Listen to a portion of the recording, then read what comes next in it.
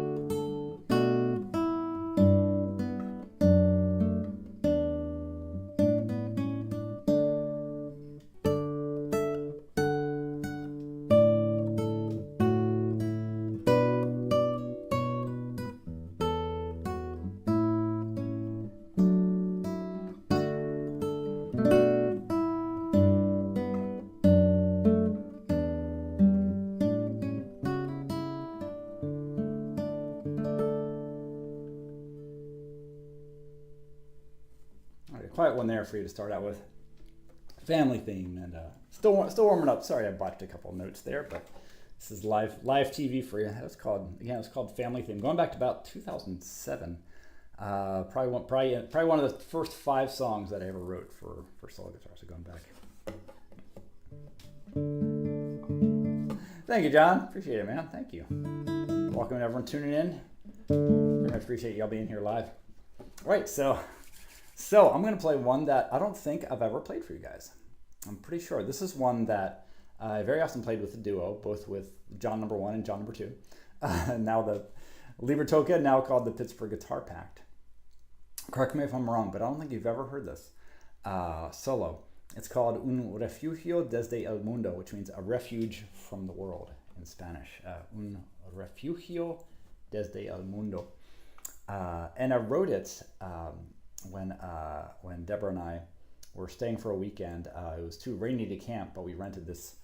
It was almost like they actually called it the tool shed. It was a cool little place. There was no electricity, no running water, but just like a simple shelter on some beautiful land in West Virginia, actually. And I wrote a lot of songs there.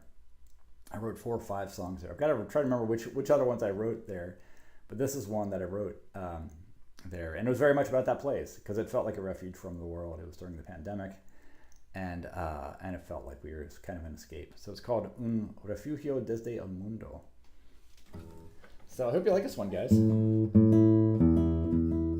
Correct me if you remember this one, but those of you who had who saw the duo, or I think I would have played it during the 7x7 festival. Remember that in 2021.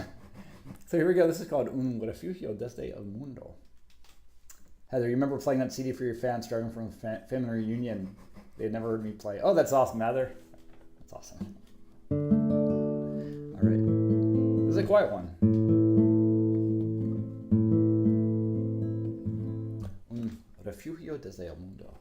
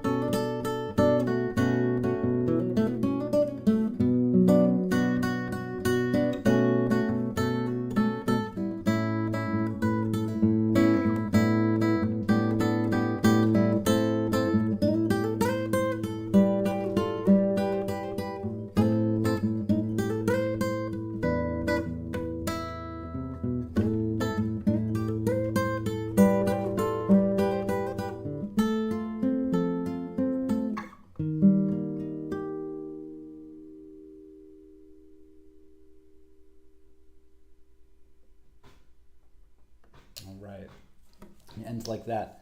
So this is, again, that was called Un Refugio desde el Mundo. Retro Music Man, welcome Retro. You wish you could play guitar. You can. Everyone can play guitar. Pick one up, $50 and go for it, Retro Music Man.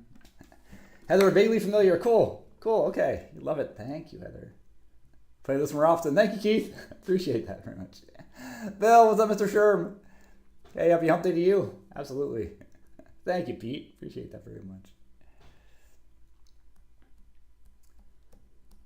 Oh, thanks, guys. Thank you so much. All right, so that was fun to play, and yeah, there's one thing I like about it is that key change, and then there's a solo in the middle, which is improvised.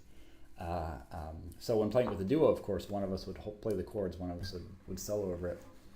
But it's interesting playing it as one person. Just like I can control how long we go and kind of control everything about it, which is a lot of fun. So thanks. I will definitely play that one. Definitely play that one again.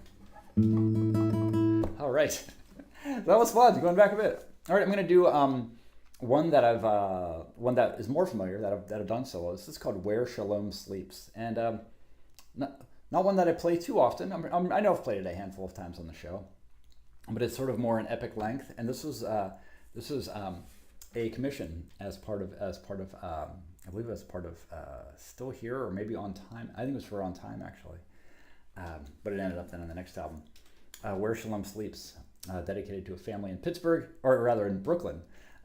Brooklyn, I should say. This is really about them. It's called Where Shalom Sleeps, and it's actually about the place where I always stay when I go to Brooklyn, and the family that lives there. Very dear friends of mine. Very dear friends of mine. This is called Where Shalom Sleeps. There's some strummy sections, some more finger picking stuff. It kind of goes all over the place. But it's called Where Shalom Sleeps. It's sort of an epic. Speaking of epic, I saw King Crimson last night. Or should I say the Beat Tour, which is Adrian Belew. Sorry, just geeking out for a minute here. Adrian Belew and Tony Levin from King Crimson.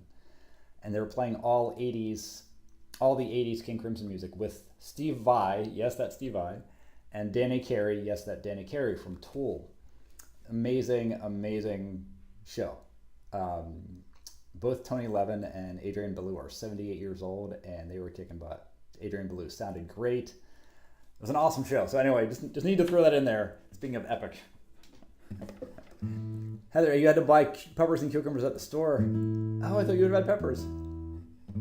Many green peppers, they need more light and heat. Oh, okay. Oh boy, good luck with light and heat. Yeah. Remember Epic Records? Oh, absolutely. All right, the record label, Michael, absolutely. Yes. Oh, so good, Heather. Yeah. If you don't know 80s King Crimson music, it's absolutely incredible. Odd time signatures all over the place, and it was great. Where Shalom Sleeps. Here we go. Oh, let me tune.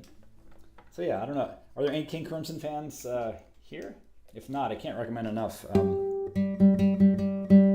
Discipline is probably the first album I'd recommend. Definitely progressive rock. A lot of instrumental sections. Very intense. And they've been around since the late 60s. Then they took a break for about 5 years. Came back in like 1980 with a different lineup. Robert Fripp is the guitar player. Even if you haven't heard of King Crimson, you have heard Robert Fripp. Yeah. Adi, hey, welcome. Adi, hey, been a while. Welcome. Where Shalom Sleeps. Here we go.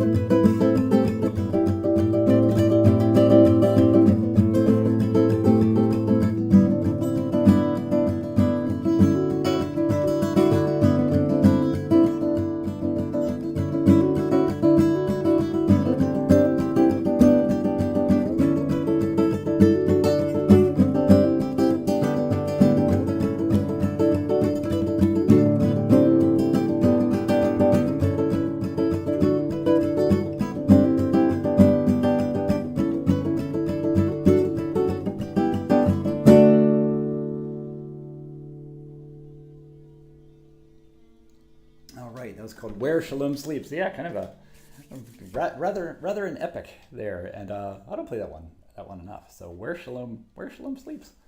Adi, doing great here. How are you doing there? It's the middle of yes, I'm sure it's the middle of the night, isn't it? About to call it a night. Thank you for popping in. Welcome to everyone tuning in. If you haven't seen me before, I do this every Wednesday at 5 p.m. 5 p.m. Eastern, and I'm playing all original music. And now I'm dipping pretty deep into my catalog, doing stuff I haven't done too much. And actually, since I restarted, so 5 weeks ago, I haven't repeated a tune yet. So I think I can keep going with that for a few more weeks yet. Especially because I've got some stuff that that I'm sure you haven't heard, and that is either haven't heard or have heard in a very different arrangement. So it's very fun, and there's a new tune I was working on this morning, like brand new tune. So maybe I can get that ready next month. We'll see. Oh, thank you, Heather. I like playing that one. It makes me think of my friends there in Brooklyn for sure. All right, this is called Center of the Country, and also one from the first album. Also one I don't play too much. It's not easy. Part of the reason it's not easy is that I chose a difficult key. I wanted to challenge myself to write something in the key of B, which on the guitar is not an easy key. Just most of the open strings don't really work for it. The A, the D, the G string are not in the key of B. You've got the open B string, of course, in the key of B.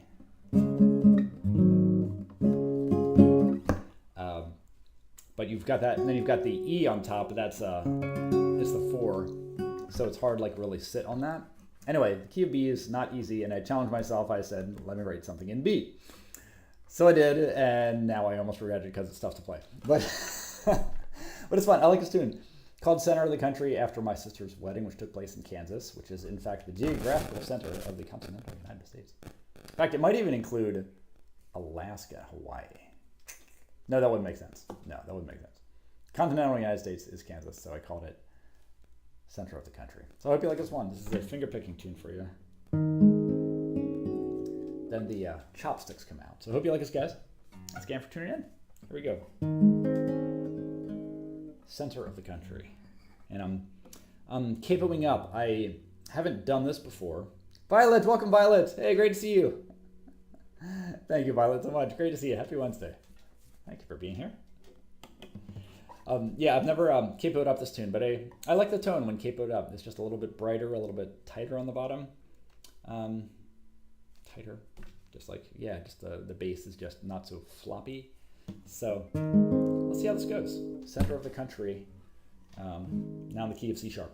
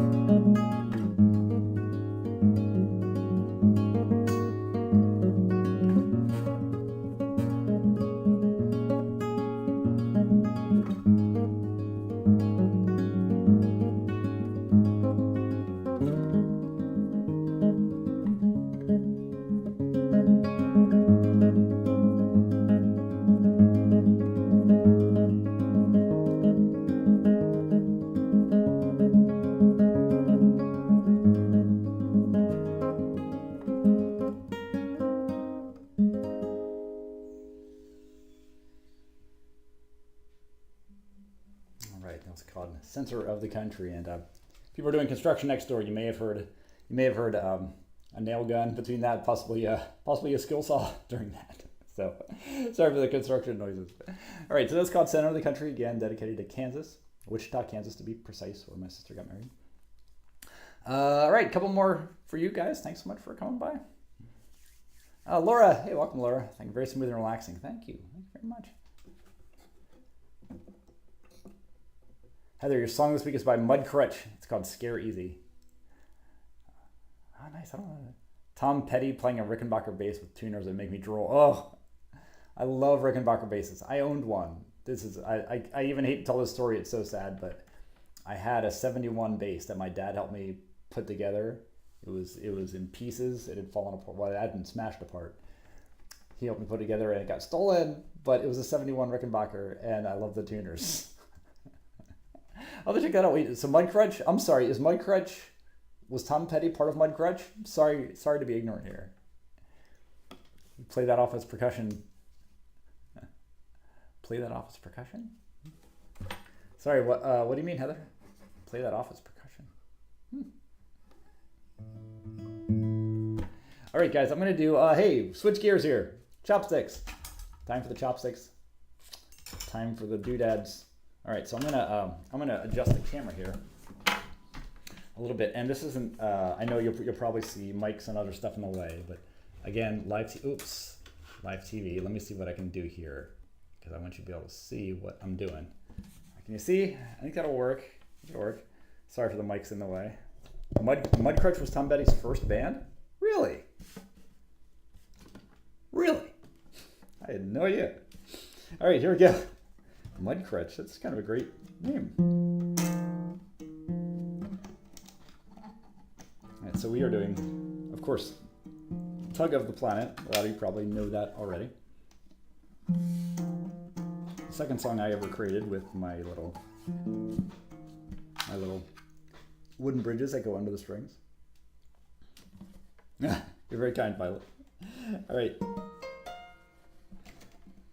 And there we go. And then up here, always trying to remember. I think that's right. There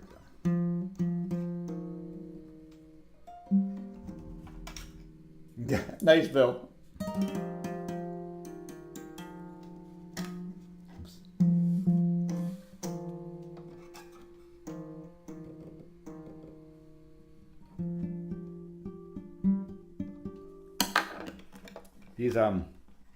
These bridges, they always have to go a certain way, and it depends on the tune which direction they go in. They go on.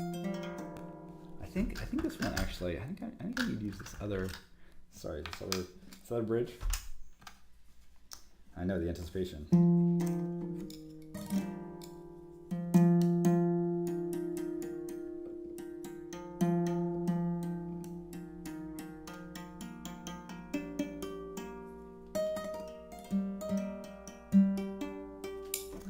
So close. Sorry about this, guys. I had them.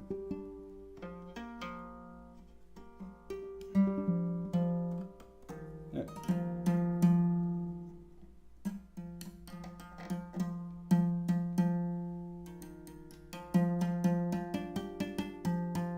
All right, there. I think we got it. Right. So here we go. Tug of the Planet. And I always start out now with a little improv on this, so yes, we'll see where this goes. I'll start with the improv, then I'll go into the tune. So here we go.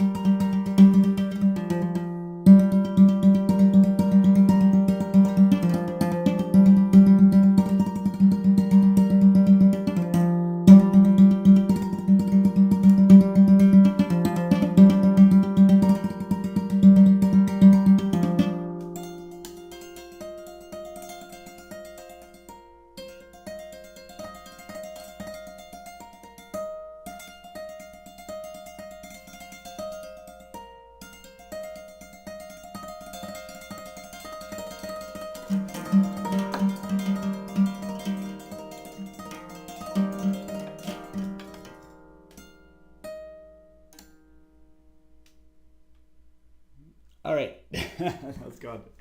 Tug of the Planet, of course, starring the little wooden bridges my dad made for me.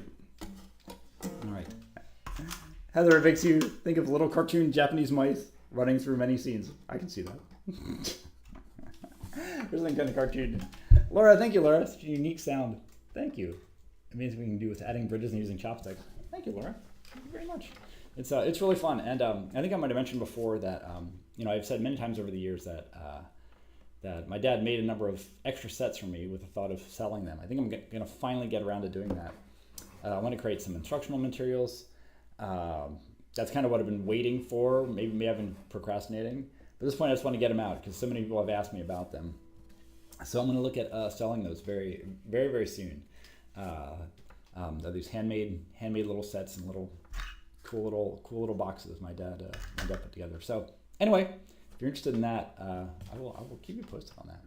All right. Flying chopsticks, yes. Thanks, Bill. You still have your little bridge thingy? Awesome, Bill. Awesome. Thank you, Laura. Kind of hard to eat and play at the same time. Right.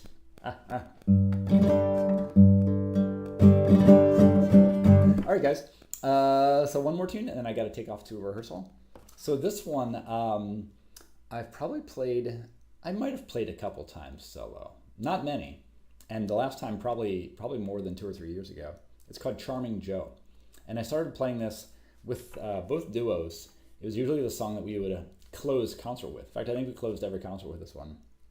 Just sort of a fun rockin' number with a quiet section with a lot of improv in the middle. And I wrote it in Baltimore, actually, which is called Charm City, hence the charming part. And Joe, because I was thinking of how Joe Satriani writes melodies using often very simple progressions, but really doing a lot with melody over very simple progressions, even repeated progressions, repeated simple progressions. So this is called Charming Joe, and again, I haven't played this much, and I think it's been a while. Correct me if I'm wrong. You may remember this, especially if you've seen the duo. I would have played it during 7x7, maybe a couple times since, but it's called Charming Joe. It's a big old rockin' strummy tune. So I hope you like this. This is the last one for today. I'm gonna throw my tip jar there just in case anyone is feeling tipsy. I always have to say that because it cracks me up.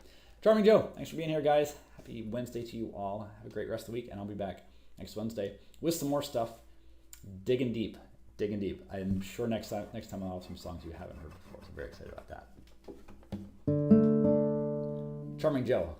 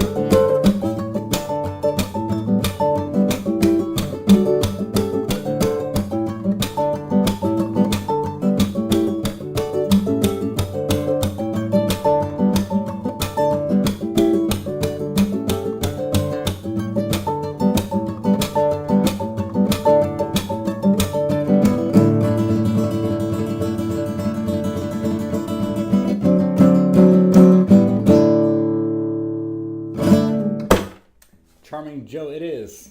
All right. All right, guys. Thank you so much for joining today. Rob, hello, Rob. Welcome. Hey. Thank you, Rob. Appreciate that very much, man. Thank you for popping in. Possibly a new favorite. Thank you, Heather. Thank you so much. Yeah, that's when I've really only played with the duo, maybe solo a couple times back in the day, but kind of revamping that for solo. So thank you. Thank you, Adi. That's great. I'm glad you tuned in. Have a good evening there in India. I know it's deep in the night, so sleep well there. Susanna loves them too. I appreciate that, Adi. Thank you so much for tuning in. John, it's been too long since we've had you, man. Thank you for tuning in. Thank you. Thank you, Mr. Sherm. Great to see you.